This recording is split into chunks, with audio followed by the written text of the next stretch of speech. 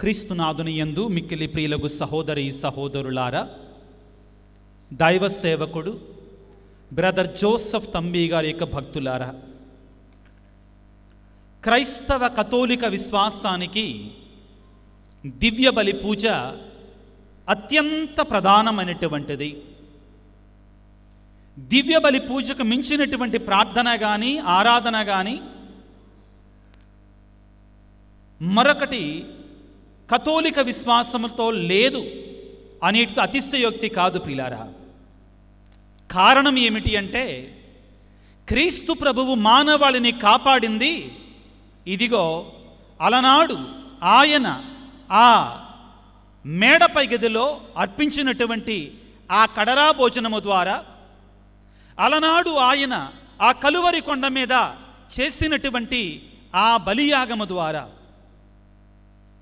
దివ్య బలి పూజలో మరొకసారి క్రీస్తు భగవానుడు ఆ కలువరి కొండ మీద చేసినటువంటి ఆ బలియాగాన్ని సకల మానవాళి యొక్క పాప పరిహారార్థమై ఆయన మరలా మన కొరకై నెరవేరుస్తూ ఉన్నాడు, గురువుల ద్వారా, అభిషిక్తుల ద్వారా. ప్రియులారా, దివ్య బలి పూజను గురించి, దివ్య బలి పూజలో ఉన్న శక్తిని గురించి పునీతులు చెప్పటాన్ని విన్నాం. మహా గొప్ప పునీతులు చెప్పటాన్ని మనం చాలామంది విని ఉంటాం. పాపుగారులు, బిషప్పగారులు చెప్పటాన్ని గురించి మనం విని ఉంటాం. కానీ ఈ రోజున మీ ముందు ఒక ఆశ్చర్యకరమైన వ్యక్తిని ఉంచబోతున్నాను. అతను ఎవరంటే, ఒక ప్రొటెస్టెంట్ పెంతెకోస్తల్ పెద్ద పాస్టర్ ప్రియులారా. ఆయన పేరే బెన్నీ హిన్. అమెరికా దేశంలో ఒక పేరెన్నిక కలిగినటువంటి, ఒక ప్రఖ్యాతిగాంచినటువంటి బోధకుడు, పెంతెకోస్తు బోధకుడు ఆయనే ప్రియులారా, బెన్నీ హిన్ అనేటువంటి బోధకుడు. ఆయన ఏ విధంగా అంటాడంటే, ఏం చెప్తాడంటే దివ్య బలి పూజ గురించి, ఇదిగో జాగ్రత్తగా ఆలకించండి. పెంతెకోస్తు ఆలయాల కంటే, ప్రొటెస్టంటు ఆలయాలలో కంటే కథోలిక ఆలయాలలో ఎక్కువ అద్భుతాలు జరుగుతాయి. ఎందుకంటే కథోలికులు దివ్య సప్రసాదములో నిజముగా యేసు ప్రభువు ఉన్నారని బలంగా విశ్వసిస్తారు. కాబట్టి దివ్య సప్రసాదములో యేసు ప్రభు యొక్క సాన్నిధ్యము క్రీస్తు శరీర రక్తాల రూపంలో ఉన్నాయని వారు విశ్వసిస్తారు. కాబట్టి ప్రొటెస్టంటు ఆలయాలలో కంటే కథోలిక ఆలయాలలో ఎక్కువ అద్భుతాలు జరుగుతాయి. అందువలననే దివ్య బలి పూజ, దివ్య సప్రసాద సమయంలో ఎక్కువ అద్భుతాలు జరుగుతాయి. కథోలికులు ప్రతి ఆదివారము దివ్య బలి పూజలో పాల్గొంటారు. దివ్య బలి పూజ సమయంలో చాలా భక్తితో ఉంటారు. దీనంతటికి కారణం దివ్య సప్రసాదములో క్రీస్తు ప్రభు యొక్క సాన్నిధ్యం నిజంగా ఉందని వారు విశ్వసిస్తారు. కాబట్టి కథోలిక ఆలయాలలో, ప్రొటెస్టంటు ఆలయాల కంటే, పెంతెకోస్తు ఆలయాలలో కంటే ఎక్కువ అద్భుతాలు జరుగుతాయి అని పలికి చివరిగా ఆయన ఈ మాటలు అంటాడు. వారి నమ్మకం సరి అయినది. ప్రొటెస్టంటు వారైనట్టు మనము దివ్య సప్రసాదములో, ఆ ప్రభు రొట్టెలో, ఆ ప్రభు యొక్క రక్తములో, ద్రాక్షారసములో నిజమైన సాన్నిధ్యం ఉందని మనం నమ్మం. కానీ అది ఒక గురుతు మాత్రమే, ఒక సంజ్ఞ మాత్రమే అని మనం అనుకుంటాము. కానీ కథోలికులు నమ్మేదే నిజం. ఎందుకంటే యేసు ప్రభు కడరాత్రి భోజనములో ఇది నా శరీరము, ఇది నా రక్తము అని పలికాడు. కానీ ఇది నా శరీరము లాంటిది, ఇది నా రక్తము లాంటిదని పలకలేదు అని ఆయన సాక్ష్యం ఇవ్వటం జరిగింది. పిల్లలు చప్పట్లు కొడదాం ఒకసారి గట్టిగా. నేను ఆయన చెప్పిన దాన్ని పొల్లు పోకుండా ఉండాలని, తప్పు చెప్పకుండా ఉండాలని, ఆయన చెప్పిన దానిని అక్షరం అక్షరం రాసుకొని వచ్చాను పిల్లారా. ఇప్పుడు కూడా మీరు పూజ అయిన తర్వాత యూట్యూబ్లోనికి వెళ్ళి Benny Hinn statement about Catholic church అని సింపుల్గా కొట్టండి. నేను చెప్పిన మాటలన్నీ కూడా ఆయన చెప్పటాన్ని మీరు వింటారు. నేను చెప్పింది కల్లిబొల్లి మాట కాదండి. ఆయన అమెరికా దేశంలో చాలా పేరుని కలిగినటువంటి ఒక గొప్ప ప్రొటెస్టెంట్ పెంతెకోస్తల్ పాస్టర్ అండి. ప్రియులకు దేవుని బిడ్డలారా, ఈ సాక్ష్యాన్ని ఒక కథోలిక గురువో కథోలిక పాపుగారో ఒక పునీతుడో చెప్పటం లేదండి. కథోలికేతరుడైనటువంటి ఒక ప్రొటెస్టెంట్ పాస్టర్ చెప్తున్నాడు. నిజమే ప్రియులకు దేవుని బిడ్డలారా, ఆయన చెప్పాడని కాదు ప్రియులారా, ఆయన చెప్పాడని కాదు దేవుని మనకి దివ్య బలి పూజ ప్రాధాన్యం. కారణం ఏమిటి అంటే స్వయంగా యేసు భగవానుడే దివ్య బలి పూజలో ఆ మహత్యాన్ని, ఆ శక్తిని, ఆ అద్భుత మహిమని ఆయన అందులో ఉంచాడు ప్రియులారా. కాబట్టి దివ్య బలి పూజకు మించినటువంటి, దివ్య బలి పూజకి సమానమైనటువంటి, దివ్య సప్రసాద ఆరాధనతో సరితూగగలిగినటువంటి మరొక ఆరాధన ఈ ప్రపంచంలో మరొకటి లేదు. కొంతమంది క్రైస్తవులకి, కథోలికులకి ఆ దివ్య బలి పూజ, క్షమించండి ఈ మాట వాడుతున్నాను, కొంతమంది దివ్య బలి పూజ బోరు కొడుతుంది. ఏం కొడుతుందంట? బోరు కొడుతుంది.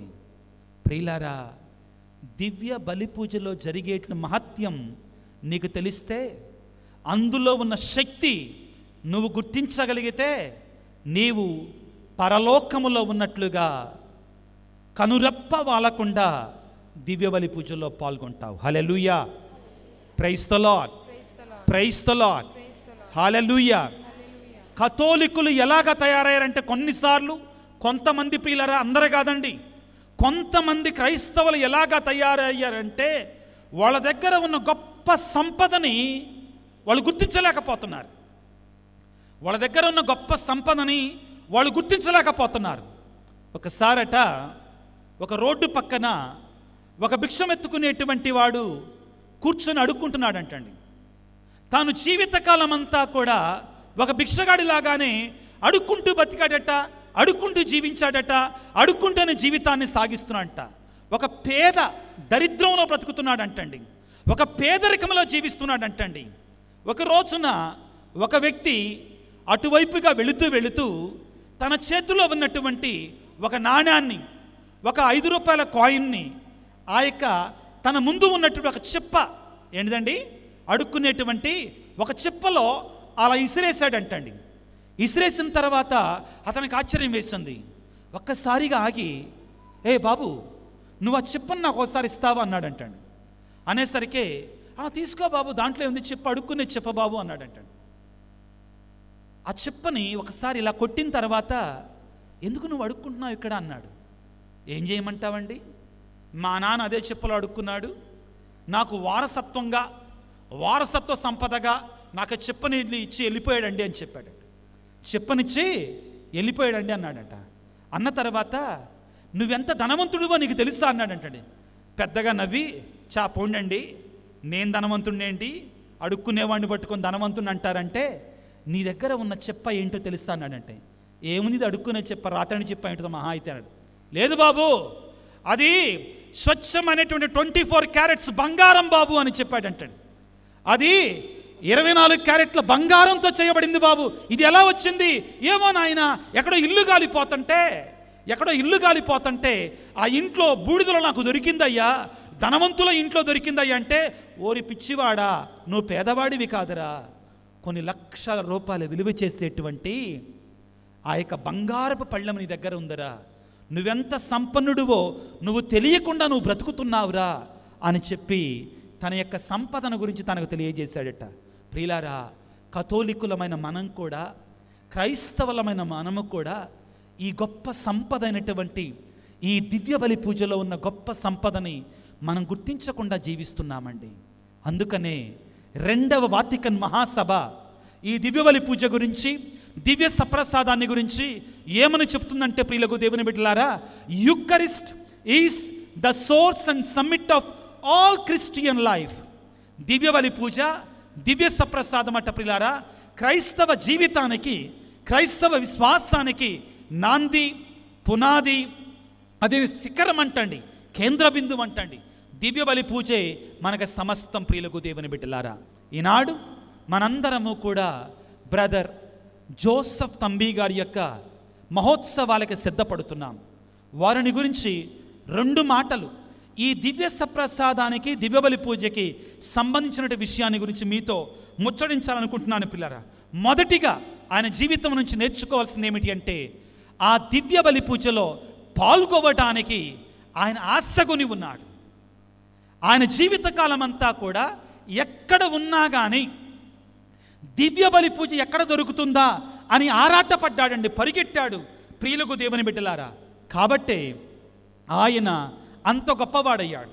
యోహాను సువార్త 6వ అధ్యాయం 56వ వచనం ఈ విధంగా సెలవిస్తుంది, ఎవడు నన్ను భుజిస్తాడో, ఎవడు నాయందు ఉండునో నేను వానియందు ఉంటాను అంటున్నాడు. ఒక్కసారి ఆ వాక్యాన్ని చదువుకుందాం.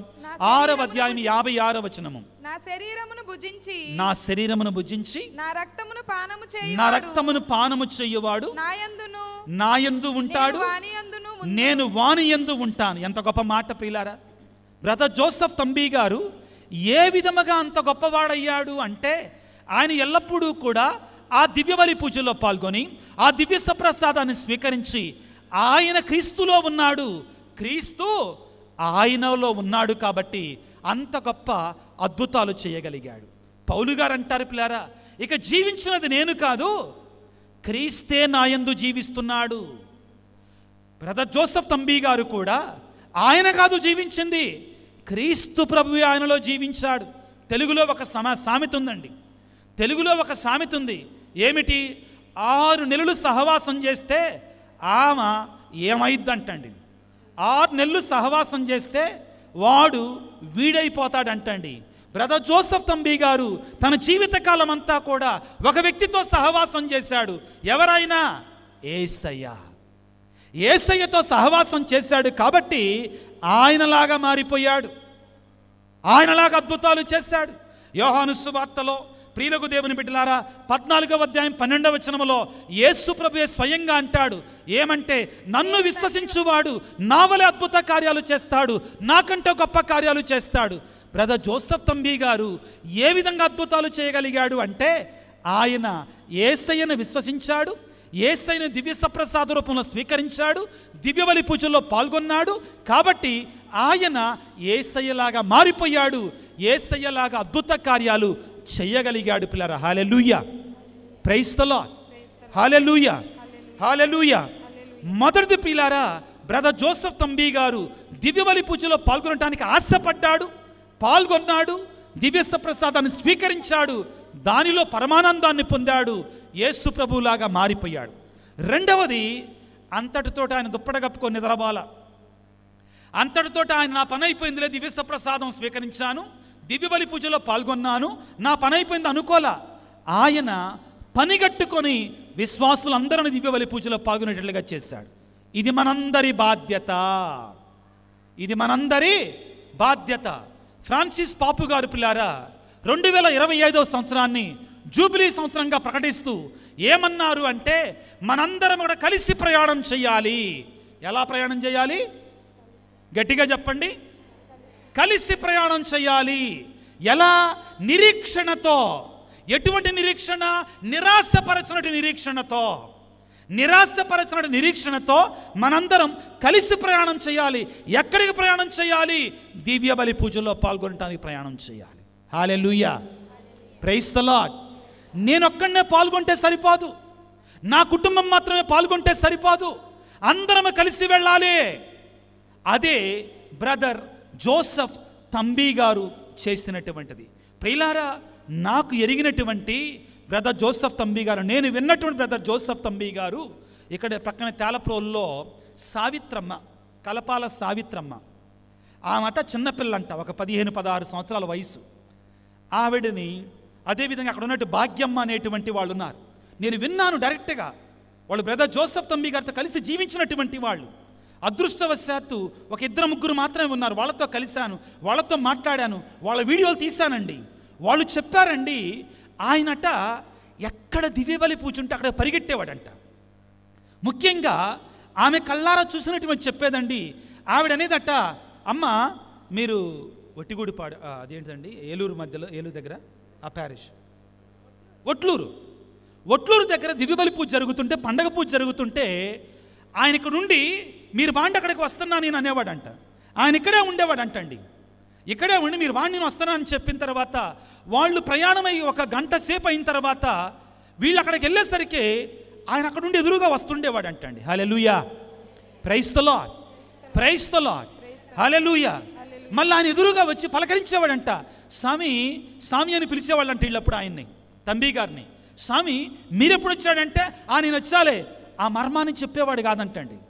ఒకేసారి 2 చోట్ల ఉండేటువంటి బై లొకేషన్ ఆ శక్తి ఆయనకుంది. ప్రియులారా, ప్రియులకు దేవుని బిడ్డలారా, ఎవరైతే ఈ మాట గుర్తుపెట్టుకుని అందరూ కూడా, దయచేసి అందరూ గుర్తుపెట్టుకోండి కూడా, ఏమిటంటే నేను మాత్రమే దివ్యబలి పూజలో పాల్గొంటాను, నేను మాత్రమే దివ్య సప్రసాదం స్వీకరిస్తాను, నేను మాత్రమే దేవుని యొక్క ఆశీర్వాదాలు పొందుతాను అని మాత్రమే పరిమితం కాకుండా, ఎవరైతే బ్రదర్ జోసెఫ్ తంబి గారిలాగా ఇతరులను కూడా ప్రభువు దగ్గర నడిపిస్తారో, దివ్యబలి పూజలో పాల్గొనడానికి నడిపిస్తారో, దివ్యబలి పూజ యొక్క గొప్పతనాన్ని వాళ్ళకి నేర్పిస్తారో, అటువంటి వారట ప్రియులారా స్వర్గములో తారకల వలె వెలుగొందుతారంటండి. బ్రదర్ జోసెఫ్ తంబి గారిలాగా తారకల వలె వెలుగొందుతారట. ఎందుకని బ్రదర్ జోసెఫ్ తంబి గారు రేపో మాపో పునీతునిగా ప్రకటించబడబోతున్నాడు అంటే, ఆయన మాత్రమే దేవుని యొక్క శక్తిని పొందుకోలా, ఆయన మాత్రమే దివ్యబలి పూజలో పాల్గొనలా, ఎంతోమందిని ఆ దివ్యబలి పూజకు నడిపించాడు. ప్రియులకు దేవుని బిడ్డలారా, 2 మాటలు మాత్రమే చదువుకొని ముగించుకోవటానికి ప్రయత్నం చేద్దాం. దానియేలు గ్రంథము వాక్యాన్ని చదువుకున్న పిల్లారా, దానియేలు గ్రంథములో చిన్న వాక్యాన్ని తెలుసుకోవటానికి ప్రయత్నం చేద్దాం. ప్రియులకు దేవుని బిడ్డలారా, హల్లెలూయా, ప్రైజ్ ది లార్డ్, హల్లెలూయా, హల్లెలూయా. దానియేలు గ్రంథము 12వ అధ్యాయము 3వ వచనాన్ని చదవండి. జాగ్రత్తగా చదవటానికి ప్రయత్నం చేయండి. దానియేలు గ్రంథము 12వ అధ్యాయము 3వ వచనాన్ని చదువుకుందాం. జ్ఞానులైన నాయకులు ఆకాశమునందలి జ్యోతుల వలె వెలుగొందుదురు. పెక్కుమందికి, జాగ్రత్తగా వినండి, జ్ఞానులైన నాయకులంట ఆకాశమునందలి తారకల వలె వెలుగొందుతారంట. ఎందుకని వాళ్ళు వెలుగొందుతారు? ఎందుకని వాళ్ళు పునీతులుగా పిలువబడతారు? ఎందుకని వాళ్ళు దైవ సేవకులుగా పిలువబడతారు? ఎందుకనంటే కారణం ఏంటి? వాళ్ళు ఎందుకని వెలుగుతారు? వాళ్ళ వెలుగు దగ్గరికి మనం ఎందుకు వస్తాం? బ్రదర్ జోసెఫ్ తంబి గారి దగ్గరికి ఎందుకు వస్తున్నాం మనం అంటే, దానియేలు సమాధానం ఇస్తున్నాడు. చదవమ్మ ఇప్పుడు.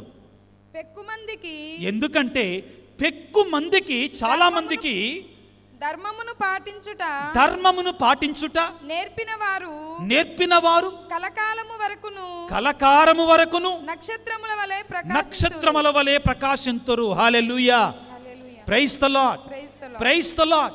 ప్రియులకు దేవుని బిడ్డలారా, ఈ ప్రాంతానికి, ఈ ప్రదేశానికి, ఈ కృష్ణా, గుంటూరు, ఏలూరు, అదేవిధంగా ఈ తెలుగు 2 రాష్ట్రాలకి కూడా బ్రదర్ జోసెఫ్ తంబి గారు ఒక జ్యోతిగా ఉన్నాడు. చప్పట్ల కొడదాం ప్రియులకు దేవుని బిడ్డలారా. ఒక జ్యోతిగా ఉండి, ఒక క్రీస్తు జ్యోతిగా మనందరిని క్రీస్తు దగ్గర నడిపిస్తున్నాడు. కారణం ఏమిటి అంటే, ఒక జ్ఞానిగా ఏంటి ఆయన జ్ఞానం? ఆత్మీయ జ్ఞానం. ఆయనకి తెలుసు ఎక్కడ ఆత్మీయ సంపద దొరుకుతుంది, దివ్యబలి పూజలో అని. ఆయన 10 మందిని కూడా దానియేలు గ్రంథం 12వ అధ్యాయం 3వ వచనంలో చెప్పినట్లుగా, జ్ఞానులైన వారు జ్యోతుల వలె వెలుగొందుతారు. ఎందుకంటే వారు అందరినీ కూడా ప్రభువు చెంతకు నడిపిస్తారు కాబట్టి, యేసయ్య చెంతకు నడిపిస్తారు కాబట్టి. ఆయన జీవించి ఉండగా నడిపించాడు, మరణించి ఇప్పుడు దైవ సేవకుడిగా, రేపో మాపో ఒక పునీతుడిగా మనందరినీ కూడా దేవుని చెంతకు నడిపిస్తున్నాడు పిల్లారా. కాబట్టే ఆయన ఒక జ్యోతిగా, ఒక వెలుగుగా, ఒక నక్షత్రంగా మన ప్రాంతంలో ఉన్నారు. ప్రియులారా, క్రిస్మస్ పండుగను ఇప్పుడే ముగించుకుంటున్నాం. క్రిస్మస్ కాలాన్ని ముగించుకుంటున్నా. 3 జ్ఞానులకి ఒక తారక దారి చూపించింది. మనందరికీ కూడా దేవుని వద్దకు వెళ్ళటానికి మార్గాన్ని చూపించేటువంటి గొప్ప తార, గొప్ప వెలుగు, గొప్ప నక్షత్రం, గొప్ప జ్యోతి బ్రదర్ జోసెఫ్ తంబి గారు. ఆయనకు ఆదర్శాన్ని స్వీకరించుదాం, ఆయన బాటలు నడుద్దాం, ఆయన వలె దివ్యబలి పూజలో పాల్గొందాం, దివ్యబలి పూజలో మహత్యాన్ని గ్రహించుదాం. ఆయనలాగా మనము కూడా యేసయ్యని చేరుకోవటానికి ప్రయత్నం చేద్దాం.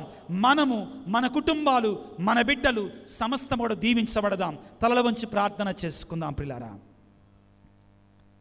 సర్వశక్తిమంతుడా, సర్వోన్నతుడా, ఓ యేసు రాజా, నీ భక్తుడు, నీ పరిశుద్ధుడు బ్రదర్ జోసెఫ్ తంబి గారి యొక్క 80వ వర్ధంతి మహోత్సవాల కొరకై సిద్ధపడుతుండగా ఈనాడు ఈ నవదిన పూజా ప్రార్థనలో పాల్గొంటూ వారి యొక్క మధ్యస్థ ప్రార్థన ద్వారా నిన్ను వేడుతుండగా, ప్రభువా, మేమందరము కూడా ఆయన వలె దివ్య బలి పూజలో ఉన్నటువంటి ప్రశస్తతను, గొప్పతనాన్ని గుర్తించి, ఆ దివ్య బలి పూజలో ఉన్నటువంటి మహత్యాన్ని గుర్తించి, శక్తిని గుర్తించి, ఆయన వలె మేము కూడా నీ దివ్య బలి పూజలో పాల్గొనటానికి, నీ కలువరి బలియాగములో పాల్గొనటానికి మాలో ఆశ, తపన, కోరిక రేకెత్తించండి తండ్రి.